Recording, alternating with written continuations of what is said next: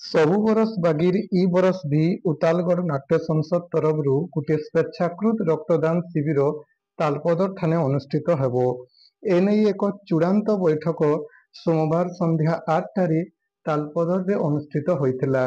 ଇ ସଭାଥିନ୍ ଉତାଲଗଡ଼ ନାଟ୍ୟ ସଂସଦର ସଂଯୋଜକ ସୁଶାନ୍ତ ମିଶ୍ର, ସଭାପତି ହୃଦମଣି ସାହୁ, ସମ୍ପାଦକ ସୁଶାନ୍ତ ରଞ୍ଜନ ପ୍ରଧାନ ଅନ୍ୟାନ୍ୟ ସଦସ୍ୟମାନେ ଉପସ୍ଥିତ ଥିଲେ। ବୈଠକରେ ରବିବାର ସ୍ୱେଚ୍ଛାକୃତ ରକ୍ତଦାନ ଶିବିର ଅନୁଷ୍ଠିତ ହେବ ବୋଲି ନିଷ୍ପତ୍ତି ନିଆଯାଇଥିଲା। ସାହୁ ଉତାଲ ନରସଦ ଜଣେ ସଦସ୍ୟ। ଆଜି ଯେଉଁ ପ୍ରସ୍ତୁତି ବୈଠକ ଥିଲା କ'ଣ କ'ଣ କାର୍ଯ୍ୟକ୍ରମ? ଆଜ୍ଞା ଦେଖୁନ୍, ଉତାଲ ନର ସଂସଦ ନାଟ করবার সাথে সাথে অনেক সামাজিক কামে সামিল অছে।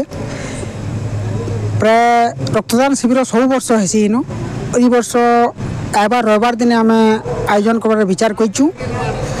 আর এর প্রস্তুতি বৈঠক হয়েছিল। আমি আমার অঞ্চলবাসীকে জনামি যে সমস্তে আসিকি রক্তদান সামিল হমা আর সমস্তে ইতি সহযোগ করমা। লোকଙ୍କୁ କ'ଣ ବାର୍ତ୍ତା ଦେବେ? রক্তর কিছু বিকল্প নেন। রক্ত খালি মনুষ্য তৈয়ার হেসি, হেতির লাগি জনে খালি রকর লাগি নিজের জীবনকে বঁচাই পারছি জনে।